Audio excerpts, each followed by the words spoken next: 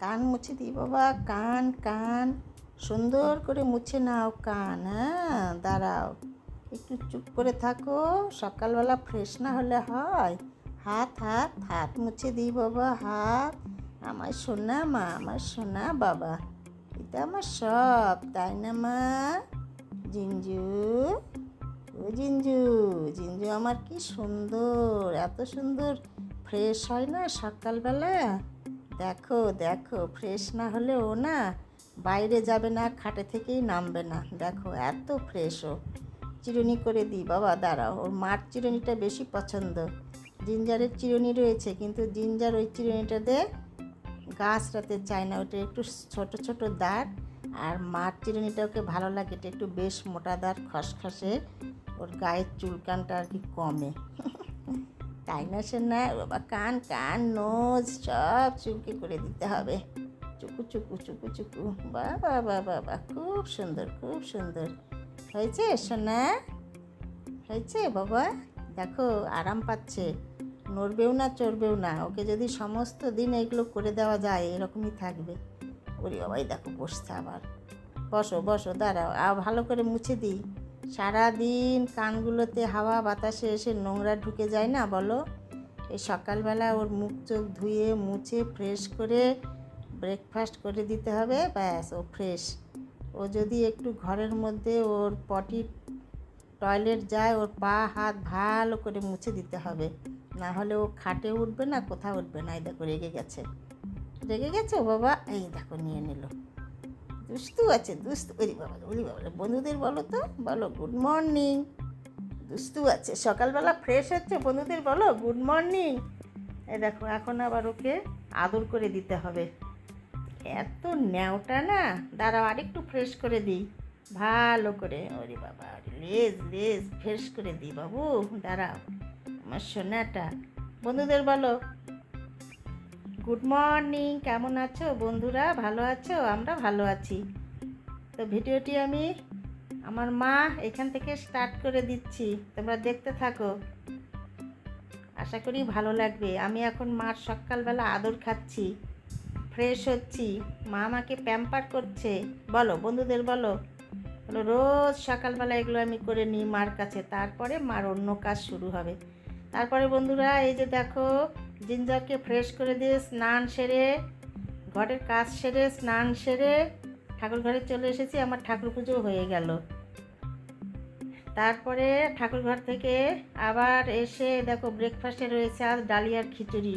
খিচুড়ি breakfast করে যে রান্নাঘরে চলে এসেছি বন্ধুরা, সব ঝটপট করছি, আজ অনেক কাজ রয়েছে। আজকে রান্না হচ্ছে দেখো, এই যে ওলকচু আর আলু সেদ্ধ করে নিয়েছি প্রেশার কুকারে, নিয়ে এই যে রান্না হচ্ছে, মাছ দিয়ে হবে এটা, ওলকচু আলু দিয়ে মাছ হবে, কাতলা মাছ। এই যে অনেকগুলো মাছ এসেছে বাজার থেকে, মাছগুলো ধুয়েছি আর ওই কয়টা ভেজে আমি রান্না করছি, আর এইগুলো পরে বক্সে ভরে ফ্রিজে তুলে রাখবো। আর এইগুলো দেখো বাটা মাছ, দারুণ সুন্দর, অনেক বড় বড় কিন্তু মাছগুলো। এই পাকা ফোড়াগুলো কাটা হয়নি, তাই যে স্যারকে বলছি একটু কাঁচি দিয়ে কেটে দাও তো, আর আমি এদিকে রান্না করছি। তারপরে রান্নাবাড়ি কমপ্লিট হয়ে গেছে বন্ধুরা, তোমাদের সঙ্গে আর শেয়ার করে নিই, লাঞ্চের টেবিলে শেয়ার করব। তারপরে দেখো একটু পেয়ারা মাখা করেছিলাম, পেয়ারা মাখা খাচ্ছি বাটিতে, তোমাদের সঙ্গে একটু শেয়ার করছি। কার কার জিভে জল আসছে, দারুণ হয়েছে কিন্তু, টক ঝাল মিষ্টি, বেশ লঙ্কা আছে, বিট নুন আছে, তেল রয়েছে, ভালো কিন্তু খেতে, খেয়ে দেখবে করে। তারপরে দেখো লাঞ্চের টেবিলে চলে এসেছি, ভাত তোমাদের সঙ্গে রান্না করতে করতে আর শেয়ার করা হয়নি। ভেন্ডি ভাজা, সিম্পল রান্না, ভেন্ডিটা একটু যদি কালচা হয়েছে কিন্তু খুব টেস্টি, কচি ভেন্ডি একদম। স্যালাড রয়েছে, শসা, গাজর, পেঁয়াজ আর লেবু। আর যে রান্নাটা তোমাদের একটু দেখিয়েছিলাম সেইটা দেখো দেখতে কীরকম হয়েছে। তার আগে এটা দেখো উপরে যে এরকম কেন হয়েছে, মানে ওঠে না, আর আজকে ফেলে দিয়ে দেখো উপরের এই যে টুপিটা ভেঙে ফেলেছি। এখনও এটা আমি কিছুদিন ইউজ করব, আমার এটা খুব পছন্দের ঢাকা। যাই হোক, এই দেখো,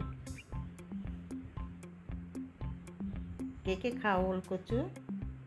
এটা কিন্তু খুব ভালো। সব ওলকচু মুখ নেয় না বন্ধুরা, কতগুলো মুখ নেয়, ভাপিয়ে ফেললে আর মুখটা নেয় না। তো আমি এটা ভাপ দিয়ে একদম সেদ্ধ করে নিয়েছি, তারপরে এই যে রান্না করেছি।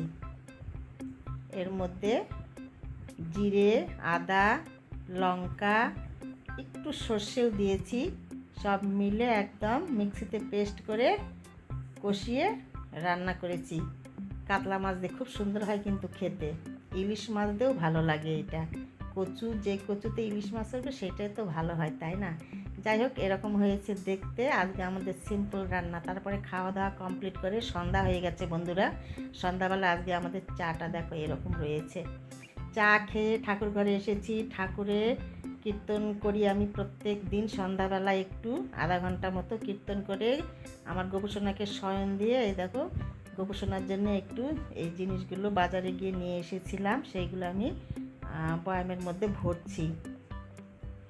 গোপুসোনাকে তো প্রত্যেক দিনই লাড্ডু, সন্দেশ এইগুলো দিই, তার সঙ্গে সঙ্গে সন্ধেবেলা আমার যে কীর্তনের দর্শক থাকে, আমি এইগুলো ভোগ দিই গোপুসোনাকে দিয়ে, সেই ভোগগুলো সবাইকে ডিস্ট্রিবিউট করে দিই। তার জন্য এইগুলো নিয়ে এসে রাখা। গোপুসোনা তো ছোট্ট সদস্য না, ওরও তো ইচ্ছে করে, বাচ্চা ও বাড়ির একটা ছোট্ট, তাই না? মাঝে মধ্যে এগুলো দিই, প্রত্যেক দিন না। তাই নিয়ে এসে রাখলাম ফ্রেশ, তো ওগুলো তুলে রাখছি। তো চলো, ভিডিওটি আমি আর বড় করবো না, আজকে একদম মিনি ব্লগের মতো ব্লগ বানালাম, ছোট্ট একটু, তোমরা দেখবে, আশা করি ভালো লাগবে। সকাল থেকে যতটুকু পেরেছি তোমাদের সঙ্গে সবটুকু শেয়ার করেছি।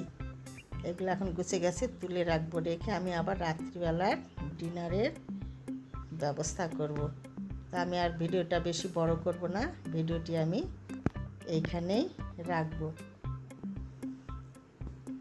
ঠাকুর ঘরে অনেকক্ষণ এসেছি, আধা ঘন্টা মতো আমি গোপুসোনার সামনে বসে একটু কীর্তন করি। তো